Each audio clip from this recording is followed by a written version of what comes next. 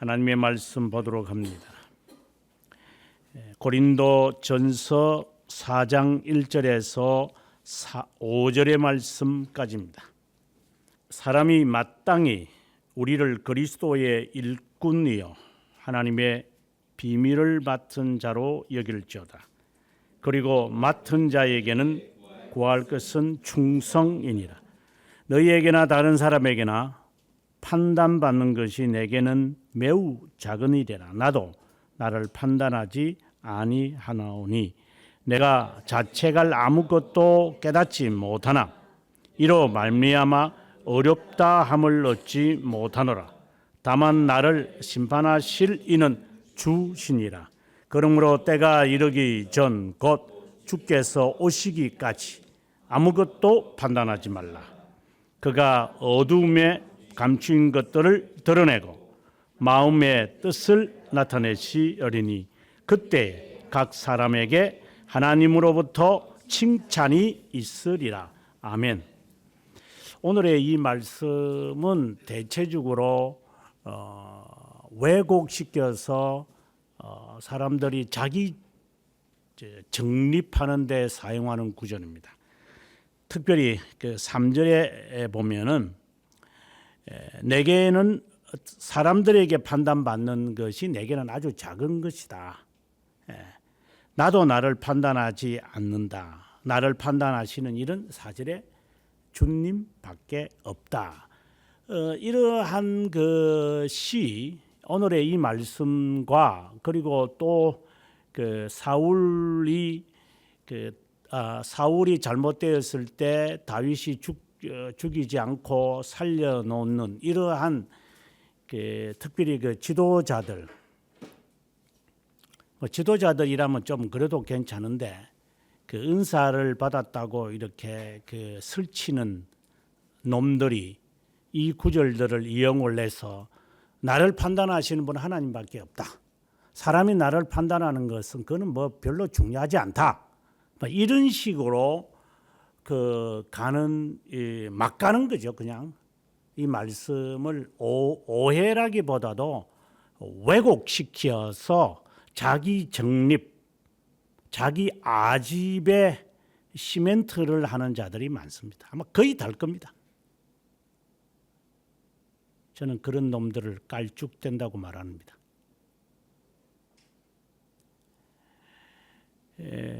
사람의 판단은 그리 별로 중요하지 않다. 하나님이 나를 판단하실 것이다 하는 이 말이 어떤 의미를 가지고 있는지 오늘 우리가 이 말씀을 통해서 명확했으면 좋겠습니다. 만약에 신앙인들이 살아가면서 내가 어떻게 하든지 간에 나는 하나님의 뜻을 따라가는 사람이고 나는 사람의 그 기준과 판단이 별로 중요하지 않아. 나는 내 판단하시는 하나님밖에 없어. 이렇게 말을 누군가가 한다면 우리는 그것을 어떻게 해석을 해야 될까? 조금 은사를 받은 자들이 주로 이제 이런 그 주장을 이제 하곤 합니다. 그래 좀 쉽게 말하면 조금 기도 생활을 하는 사람들, 뭐 그 가운데서 영적 지도자라고 흔히들 말하는 이런 그 자들을 보면은 대부분이 이렇습니다. 또 가방끈이 좀 짧은 사람들이 또 그런 경우도 꽤 많습니다. 그렇다고 가방끈이 긴 사람이 낫다라는 말이 아니라 일반적으로 이렇게 볼 때 수적으로 자기가 이렇게 미치지 못하기 때문에 어디에 그래서 은사주의로 빠지는 겁니다. 20세기 초의 꼼트에 의해서 사회과학이란 소시알러지가 이제 학문화됩니다. 꼼트에 의해서 사회과학, 인간이 인간을 우리가 해낼 수 있다. 인간이 인간을 지배할 수 있다. 인간이 인간을 잘 살게 할 수 있다.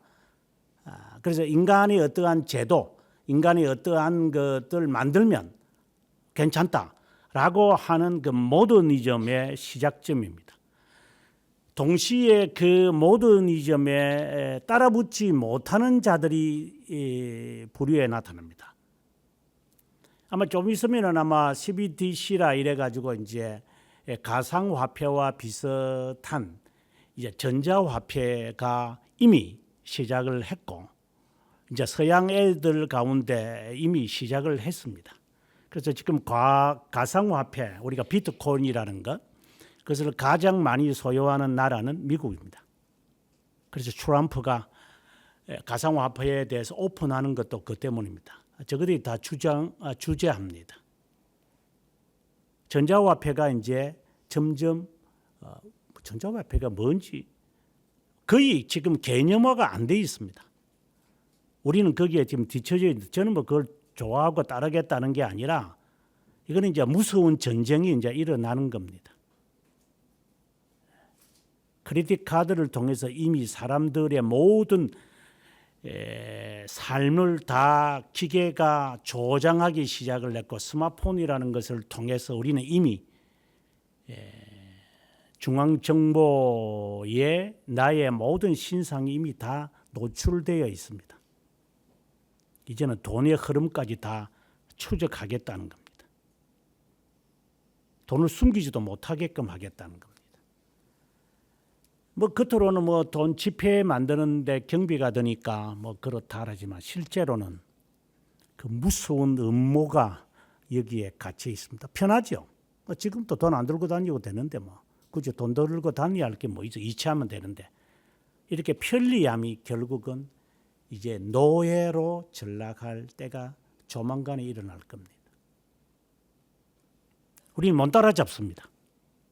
저도 따라가기가 벅찹니다.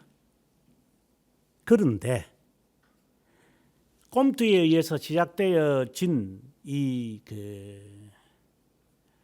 사회과학이 발전함에 따라서 사람들은 거기에 못 미칩니다. 거의 대부분이. 그때는 2차 산업혁명이 일어났을 때입니다. 그래서 사람들은 그때의 시작인 게 오순절 운동인 겁니다.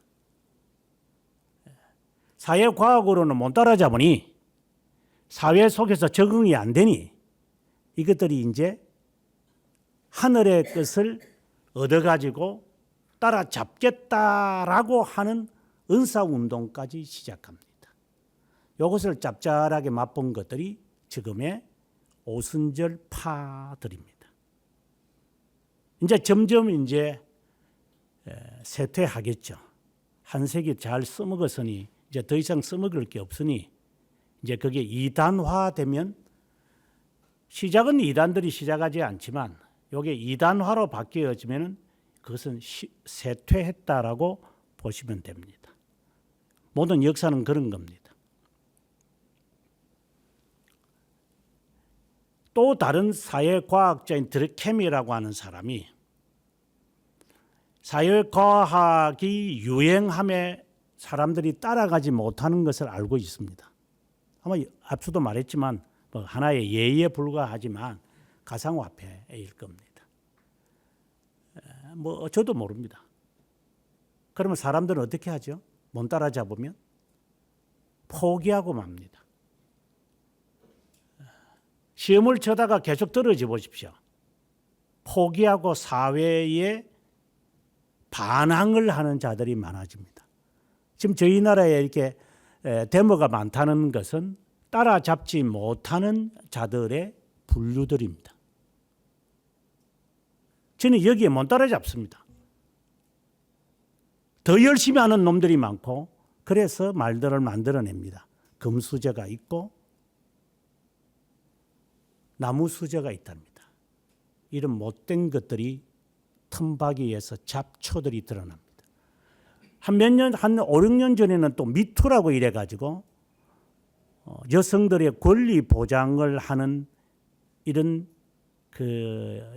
페미니스트들이 등장을, 그것의 결론이 뭡니까?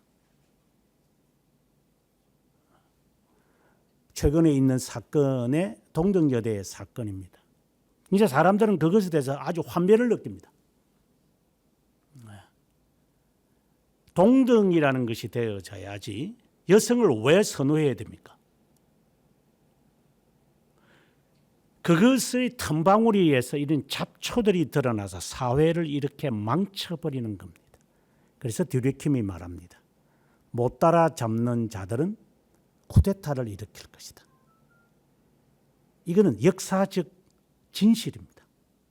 저는 그걸 알고 있습니다.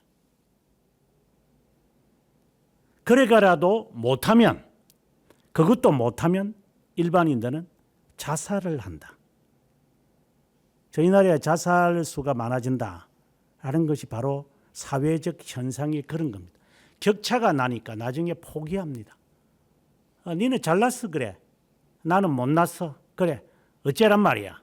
이렇게 극단주의자들이 등장을 합니다. 저는 이 사실을 바라보면서 우리의 영적인 것도 동일합니다. 하나님의 그 자녀로서 전제를 하고 어떤 삶을 살아가야 하는 것이 명백하지만 신앙을 이용해 가지고 자신을 포장하려고 장식하려고 하는 자들이 틈바구니에서 자라간다는 것입니다. 그게 은사주의자들입니다. 그것을 이용해 먹는 놈들이 흔히들 순복음파와 같은 놈들입니다. 그렇다고 장로파들은 낫다 이런 말은 아닙니다. 똑같은 놈들입니다. 껍데기는 장로면서 알맹이는 이게 수박 빨갱이처럼 속에는 빨갱이고 겉으로는 장로교라고, 이 장로교 속에 숨어 있는 이런 장놈들 저는 수없이 알고 있습니다. 극단적으로 표현하면 이단자들보다 더 못된 것들입니다. 이단자들은 드러내놓으니까 차라리 다행입니다. 나는 빨갱이다 하니까 다행인데, 이것들은 숨어가지고 아니다 하면서 마치 쥐새끼들처럼 이렇게 어두운 밤에만 돌아다녀서 남의 것을 훔쳐먹는 도둑놈들. 그것이 우리 장로교 안에 숨어있는 절대적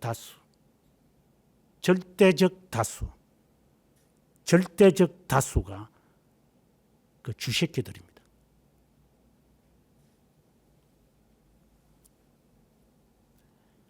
하나님의 이 진리의 도에 이르기 위해서는 그냥 아멘 할렐루야 이렇게 해서 되는 게, 성경은 전혀 그렇게 말하지 않지만 이것들은 그렇게 조작해냅니다. 사도 바울은 바로 그 측면에 접근해 가고자 하는 겁니다. 물을 주는 것도 우리고 기경을 하는 것도 우리지만 자라게 하시는 분 하나님이 아니냐? 왜 우리를 그렇게 세상적으로 판단을 하느냐 이 말입니다. 그런데 마치 이것은 지도자들을 두고 하는 말처럼 들립니다. 그런데 근본적으로 들어가면은 신자들의 마음속에 도사리고 있는 이런 못된 그 독종들입니다. 독종. 이것들이 우리 속에 남아 있습니다. 유유상종이니까 그런 놈이 그런 놈을 따르는 거지, 그렇지 않은 놈이 그런 놈을 따르겠습니까? 그런 놈이기 때문에 그런 놈을 따르고, 그런 놈이 아니면 그런 놈이 아니기 위해서 벗어나겠죠. 그걸 유유상종이라고 그러죠. 하지만 그 부류에서 이제 탈출을 해야 되니까 이제 몸부림을 치겠죠. 그래서 그 몸부림을 치는 자들에게 오늘의 이 메시지를 저는 전합니다. 성경에도 명백하게 위배되는 것임에도 불구하고,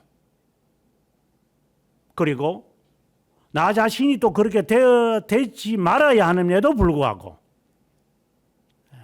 하나님이 판단하지 인간이 판단해, 이런 식으로 막 가는 자들, 그거는 거짓 신자임을 스스로가 증명하는 것입니다. 그러면 사도 바울이 이 말을 하게 되어지는 이유와 변명을 우리가 들어보면 이 말씀이 이런 뜻이 아니구나라는 것을 금세 알 수 있습니다. 1절에 보면 사람이 우리를 그리스도의 일꾼과 하나님의 비밀을 맡은 자로 여길지어다라고 말합니다. 여기서 사람들이 우리를 할 때 이것은 이제 지도자들을 1차적으로 말합니다. 또 다른 말로 한다면 사람이 자기 자신이 하나님의 비밀을 아는 자로 받아들여야 할 거다. 이렇게도 해석할 수 있습니다. 그럼 하나님의 비밀이 뭐죠? 하나님의 비밀을 아는 자입니까 우리가? 하나님의 비밀을 맡은 자입니까? 근데 한편으로는 지도자일 거고 또 한편으로는 아는 자라고 말을 하겠습니다. 사도 바울은 로마서 16장 25절에서 이 마지막을 이야기하면서 이렇게 이야기를 합니다. 16장이니까 바로 앞으로 그 몇 장만 가면 나올 겁니다. 그는 이렇게 말합니다. 25절에 나의 복음과 예수 그리스도를 전파함은 영세 전부터 감추었다가 이렇게 말합니다. 이 비밀입니다. 신비라 이 말이죠. 시크릿이라는 말이 아니라 신비로운 하나님의 신비들을 나는 맡았다라는 겁니다. 그런데 이게 영원에 있었다라고 하는 말을 합니다.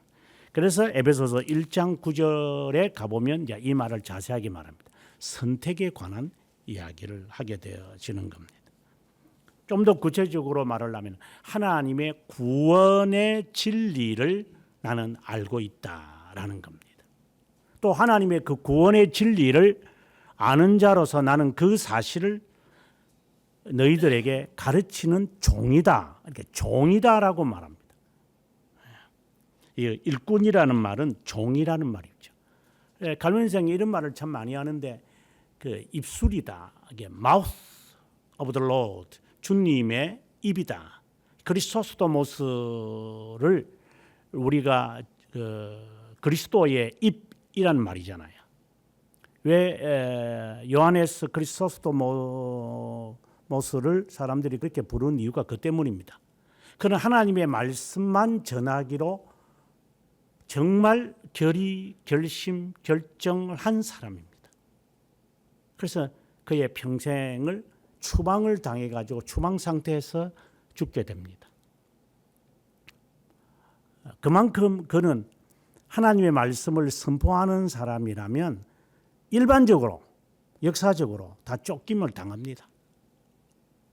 왜 사람들이 듣기 싫어하니까. 그렇다고 지가 핍박을 받는 게 무슨 그런 것이다. 또 이렇게 또 말이 나오니까 여기 헷갈리기에 오늘의 말씀이 정말 필요합니다. 헷갈리지 말아야 되니까. 아무튼 하나님의 비밀을 아는 자다라는 것에 초점을 맞춰야 됩니다.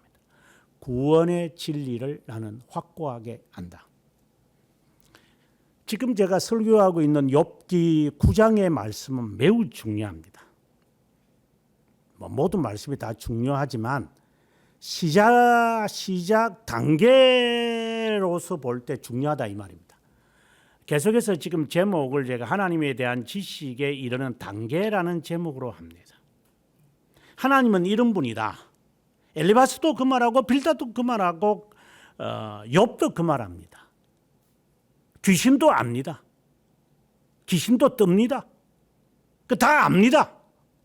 하나님의 창조자 하나님이라는 거. 개뿔도 모르는 게 어쨌든 다 압니다.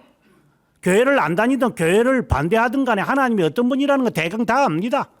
문제는 그 다음부터입니다. 비논리적인 이야기를 합니다. 그 하나님이 어떠한 분이라는 것을 너가 그 정도는 인정을 한다면 그 다음에 이제 자기 자신에게 적용을 해야 됩니다. 그 적용하는 시점이 이제는 판이하게 달라집니다. 욥처럼 9장 15절부터 나타나는 이게 가령 내가 어려울지라도 나를 판단하지 못할 것은 바로 그 구절이 오늘의 말씀에 나오는 사도 바울의 자세입니다. 하나님에 대한 이 비밀을 맡은 자냐? 하나님에 대하여 어떤 분인 것을 너가 인정을 하느냐? 전제가 같은 겁니다. 그렇다면 그 다음에 나옵니다. 하나님의 권능을 입은 자는 맞느냐? 너 은혜 받은 것은 맞느냐? 아, 주님이 나를 구원하셨습니다. 그래, 구원은 받았다고 하느냐? 자, 그 다음 단계는 뭐냐? 하나님의 속성을 우리 자신에게 적용을 해야 됩니다.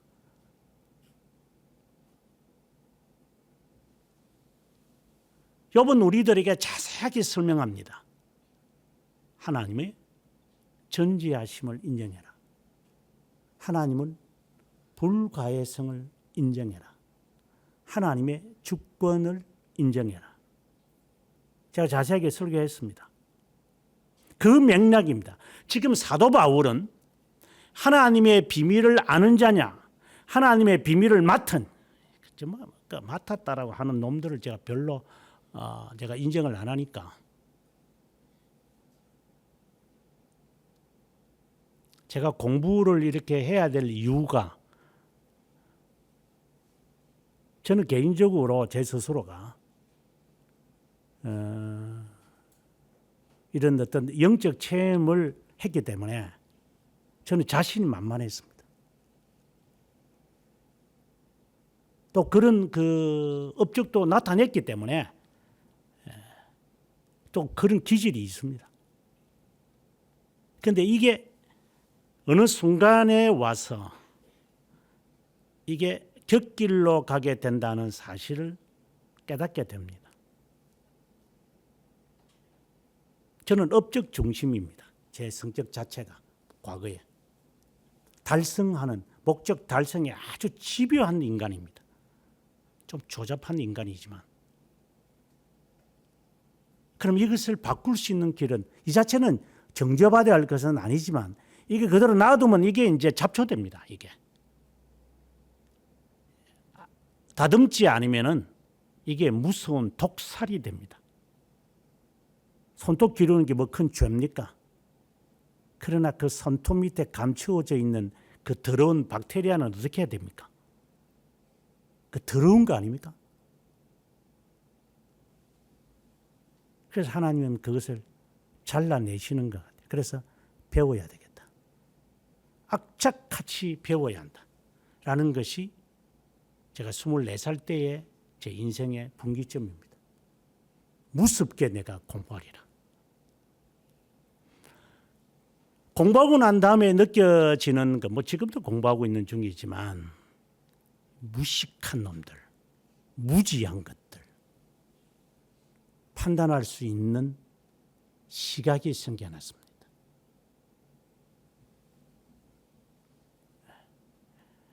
무지한 놈이기에 무지한 놈을 합니다.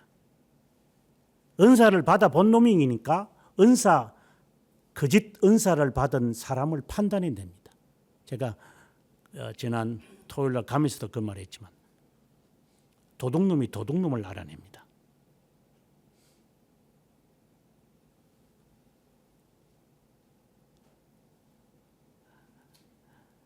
우리가 하나님에 대하여 지식을 가졌다면 바로 이어 나와야 하는 게 자신에게 적용시켜야 합니다. 이 과정을 여러분이 안 밟는다면 당신도 사기꾼이야. 나도 마찬가지지만 제대로 적용시켜. 그게 네 부모든 네 자식이든 간에 그는 사탄의 놀이개야.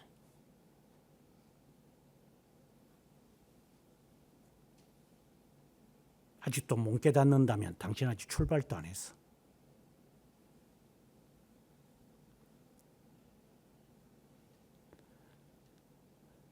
어제 우리가 4권 20장 칼빈의 그 마지막 30항 32항이죠. 마지막에 32항에서 칼빈이 하나의 예외를 드는 것을 어제 좀 강조했습니다.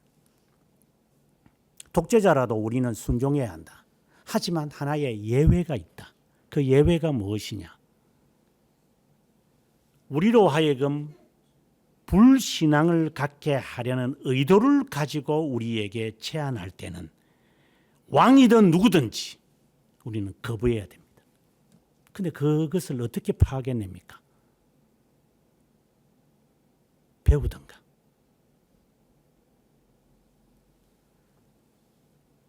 지식이 없이는 지혜를 못 가져냅니다. 우리가 하나님은 불순종을 원하지 않으십니다. 순종입니다. 맹종과 비슷한 겁니다. 하지만 불순종을 하는 가장 큰 것이 무슨 의도를 가지고 나에게 명령을 하는 것에 대한 판단입니다. 근데 그 판단이 참 힘듭니다. 이제 이게. 오늘 그 판단의 하나의 부분을 지금 말하는 겁니다. 2절로 갑니다. 맡은 자에게 구할 것은 충성이다. 너희에게나 다른 사람에게나 판단을 받는 것이 내게는 아주 작은 일이다. 그렇게 나는 중요하게 보지 않겠다라고 말하는 겁니다. 그런데 그 다음 구절을 보고 오늘 3절을 돌아오는 게 좋습니다.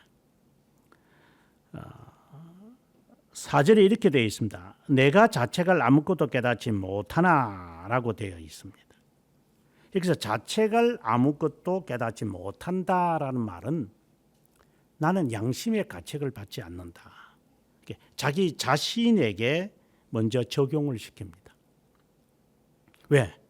2절에 나는 충성하고 있기 때문에. 그러니까 열심으로는 누구한테 나는 뒤치지 않습니다.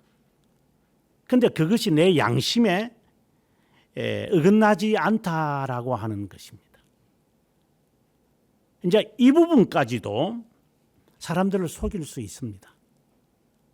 그 다음에 이것으로 말미암아 내가 의롭다 함을 얻지 못하노라라고 덧붙입니다. 내가 충성한 자로서 양심의 가책도 받지만 그것이 나의 구원과 무관하다는 사실을 고백합니다. 이게 우리가 분별하는 것의 하나의 힌트가 되는 겁니다. 나는 양심의 가책이 없어. 우리가 이야기를 합니다. 과연 그것이 진실하려면 지금 사도 바울이 우리들에게 말하는 것처럼 이것으로 의롭다, 칭의를 말합니다. 하나님 앞에서 의롭다 여김을 받지 못할 거다. 이것으로 구원은 받지 못한다. 왜? 구원은 이제 하나님의 비밀에 관한 이야기를 우리가 볼 때 16장 25절 로마서나 그리고 오늘의 이 말씀이나 그리고 에베소서 1장 9절이나 13절에서 나오는 이런 말씀들을 이제 다 참고해야 되겠지만 이 구원의 이 진리가 영혼에서 그리스도 안에서 이미 완성되어진 거잖아요. 완료되어졌죠. 완성이라는 보다 완료되어졌기에 내가 그것에 따라가는 사람. 그래 이 과정이 이 과정을 그가 알고 있느냐가 전제가 돼야 돼요. 그래 이 전제가 아닌데 나는 양심의 가책이 없어. 나는 이것으로 나는 사람들에게 판단 안 받을 거야. 그래서 여러분들에게 하는 이야기입니다. 삼일체에 대해서 한번 물어보기나 물어봐라. 말하지 못한다면 그는 사기꾼이야. 사탄의 노리개든지. 네 부모도 마찬가지야. 부모들이 왜 자녀를 불태워 죽이는데? 왜 그리스도께서 고아나 과부에 대한, 물론 하나님 구약 성경이니까 하나님이시겠지만 왜 고아나 과부를 더 선호히 여기셨는데? 홀로 있는 것이 더 나으니까.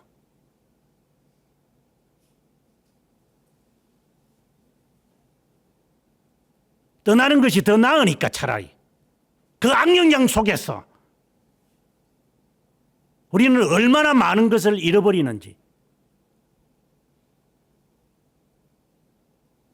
하나님에 대하여 전제가 되어 있지 않은 상태에서 오늘의 이 말씀을 적용을 한다면 누구든지 속겠지. 이제는 칭의에 대해서 물어봐. 뭐라고 말하는지. 그 다음 말은 들을 필요도 없어.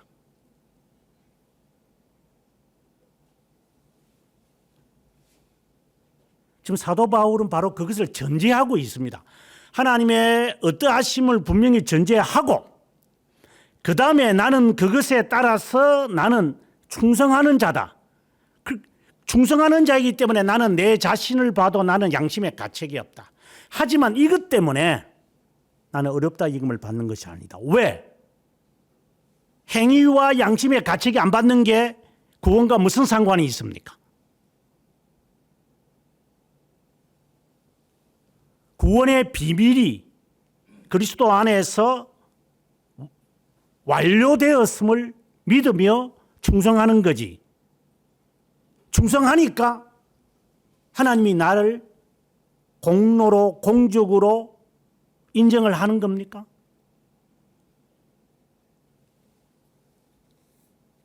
이제 사도 바울이 5장에서도 이해할 겁니다. 사람이 세운 공적은 다 불타고 없어질 것이다. 이런 말을 합니다. 교회들마다 가보면 이것들이 그냥 그따위 짓들을 하니까 공로, 공적을 내세워서 공적, 공로만 내세우면 돼. 공덕까지 내세워 이제는.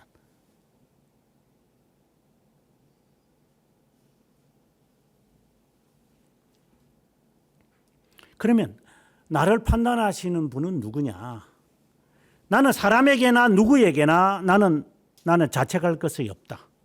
이게 전제하고 해야 됩니다. 하나님에 대한 올바른 지식이 전제되고 자신에게 적용을 하는 자라는 것이 전제가 되고 지금 욥기에 있는 9장 15절부터 오늘은 22절까지 했지만 또 내일 새벽에 또 전개되어지는 것을 하나하나 오늘 제가 설교하면서 이랬습니다. 욥이 하나님에 대한 지식을 밟아가는 자기에게 적용시키는 것을 그 중에 하나라도 빠지면 당신도 결핍을 당할 거예요. 내가 주님의 이름으로 내가 단언하죠. 구원의 진리는 하나도 빠져서는 안 됩니다.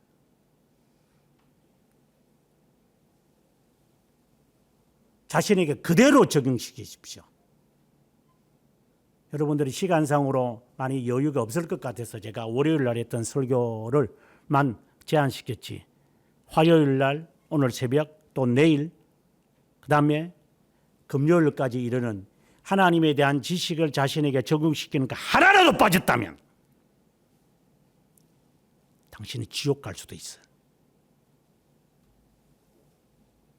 이건 반드시 밟아야 돼.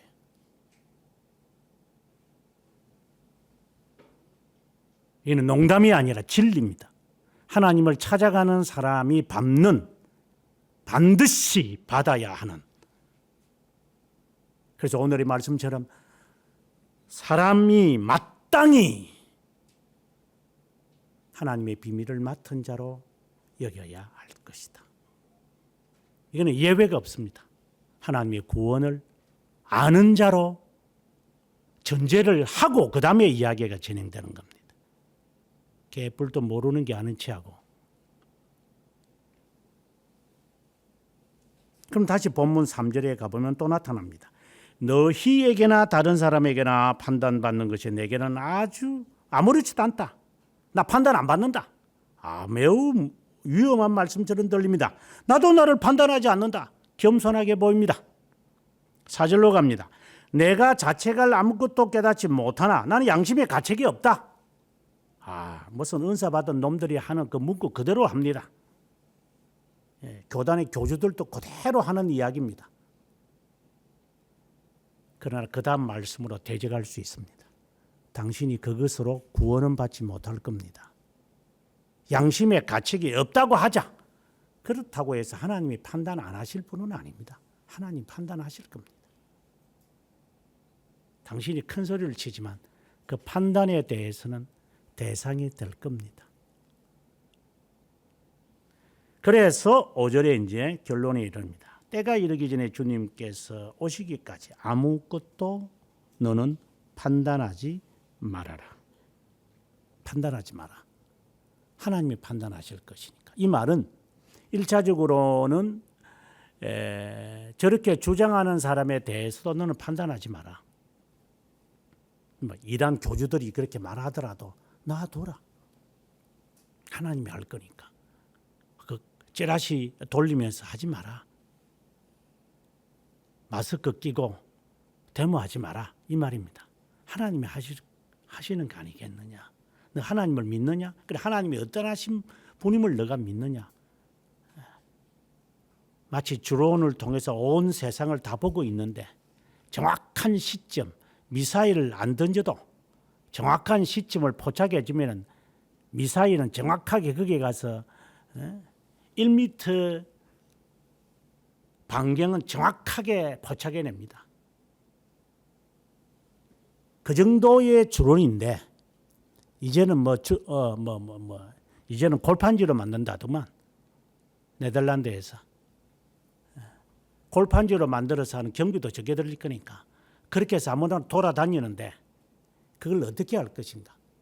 그 정도로 세밀하게 해내려 가는데 그걸 어떻게 우리가 감당을 할까? 하나님이 판단 안 하시겠느냐? 그러니 누구 판단하지 마라. 하나님께서 어두움에 감추인 것을 드러내고 마음의 뜻, 마음의 의도를 말하는 거죠. 계속해서 여러분 말하다시피 하나님은 인격자이시기 때문에 인격을 보신다라고 했습니다.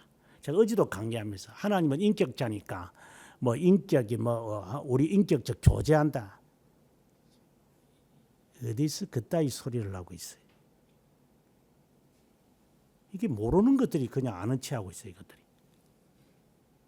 바보들은 그냥 아멘 하겠지만 인격이란 말이 네가 알거나 지금 하고 있는 거야?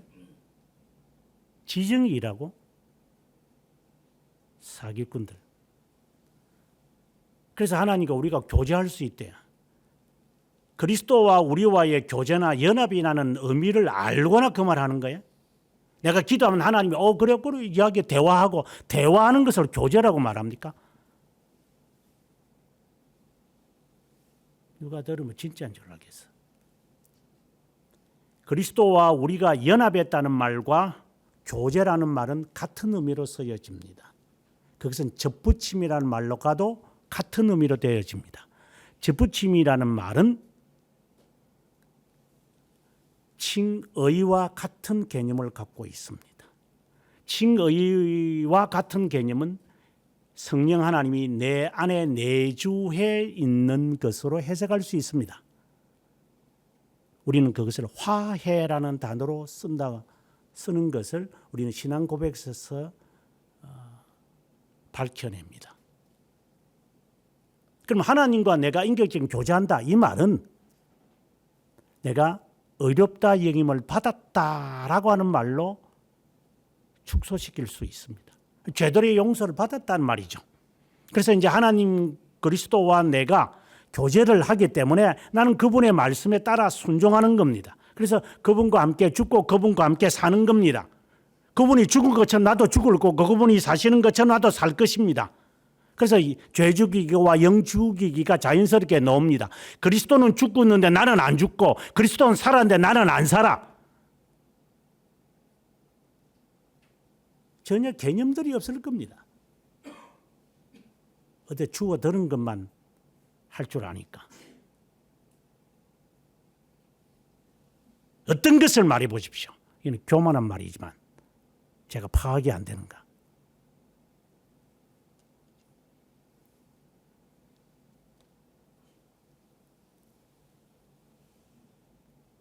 여러분이 어제 보니까 동준이 이런 말을 하더만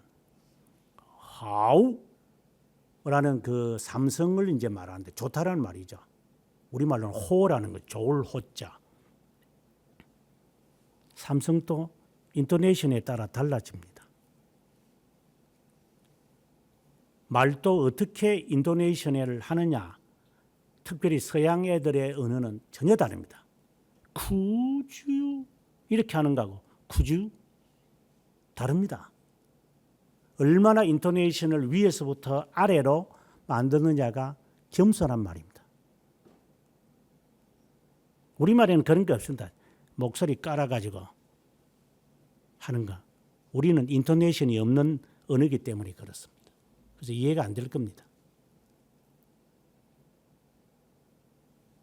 하나님은 의도를 봅니다.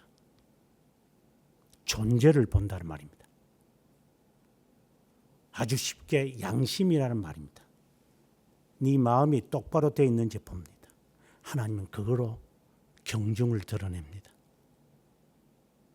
그래서 사람에게 나는 사람에게 판단을 안 받을 거라고 했고, 너도 다른 사람 판단하지 마라 이 말입니다. 그 판단으로 네가 판단받을 거니까. 너 자신의 감추어 있는 것을 하나님이 드러내는 것이지, 다른 사람에 있는 걸 덜추어내는 것, 네가 무슨 자격으로 덜추어냅니까? 그런 자격이 있습니까? 하나님의 비밀은 가진 자입니까? 그것을 충실하게 준행하는 자입니까? 그 전제되어 있습니까? 그래서 양심적으로 전혀 하나님 앞에서 내가 깨끗한 자입니까? 그걸 전제하고 지금 남을 헤아리고 판단하는 겁니까? 그 판단으로 너도 판단을 받을 것이다. 주님께서 경고했습니다. 아무도 판단하지 마십시오. 사도 바울은 그 말을 그들에게 리마인드 시킵니다. 판단하지 마라. 하나님이 판단하실 것이다. 이런 맥락에서 그는 나는 나나 누구에게서나 나는 판단받을 것이 없다. 하지만 양심의 가책도 없지만 이것으로 나는 구원은 받지는 못하니 너희도 그렇게 하라고. 왜 너희는 그렇게 판단하느냐? 그냥 종으로서 나는 산다. 그게 그렇게 눈값 싫으냐? 참 눈에 튀거나 보일 거예요. 가끔씩 이제 제 동영상에 이렇게 댓글을 다는 자들을 봅니다. 보면서 제가 이렇게 멋쩍은 웃음을 혼자 짓곤 합니다. 그 대답할 가치가 없으니까 그냥 가만히 있습니다. 또 실제로 식자들은 그런 댓글을 안 달잖아요. 그는 너의 생각이고 나는 내 생각이다. 일반적으로 그렇게 합니다. 식자들이 그것에 그거 가지고 뭐 어쩌고 저쩌고 하는 것 자체가 그는 촐랑거리는 놈들이니까 배운 게 없거나 아니면은 사회적 정신병자거나 아니면 우쭐거리고 싶어하는 애들이나 아니면은 성격이 조바심을 있는 애들이니까 그렇게 해서라도 하겠죠. 물론 그거 자체가 정죄는 다 안 되겠지만 별로 의미가 없으니까.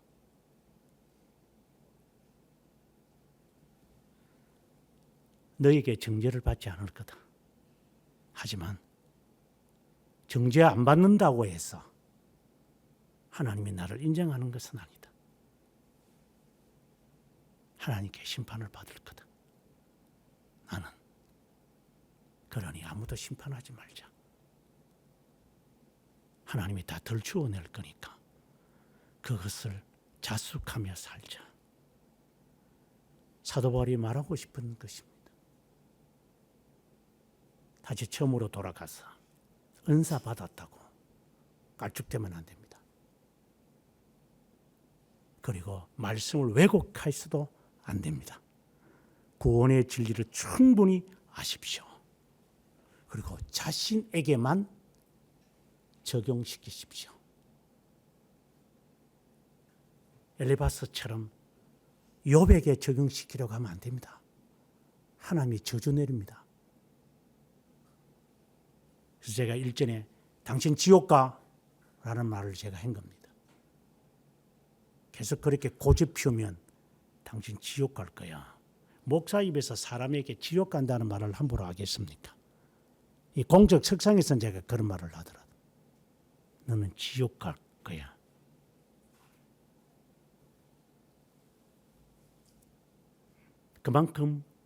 그만큼이 아니라 이미 이게 도가 너무 지나쳐 있습니다. 하나님의 온전한 지식을 가지십시오. 그리고 자기에게만 적용하는 것으로 만족하십시오. 우쭐거리지 마십시오. 영원하신 하나님 아버지, 하나님께서 당장 심판하지 않으시기에 자신의 결백을 우쭐거리면서 우리가 나대는 저희들임을 주님께 먼저 고백합니다. 사도 바울의 고백처럼 양심의 가책은 없으나 이것과 구원과 무관하다는 사실을 인정하며 살아가기를 원합니다. 공적이나 공로와 공덕이 이미 완료된 하나님의 구원의 그 진리임을 안다면 인간의 이 공로와 공적과 공덕이 무슨 의미가 있는지는 자명한 사실이기에 하나님의 구원의 진리를 아는 자로서 우리의 삶에 진실하게 요셉처럼 충실할 수 있는, 하지만 하나님의 종이기에 언제든지 그분의 부름에 순종하며 살아가는 우리 각자 인격체가 되기를 바라옵고, 인격이신 하나님 예수 그리스도의 이름으로 기도합니다. 아멘.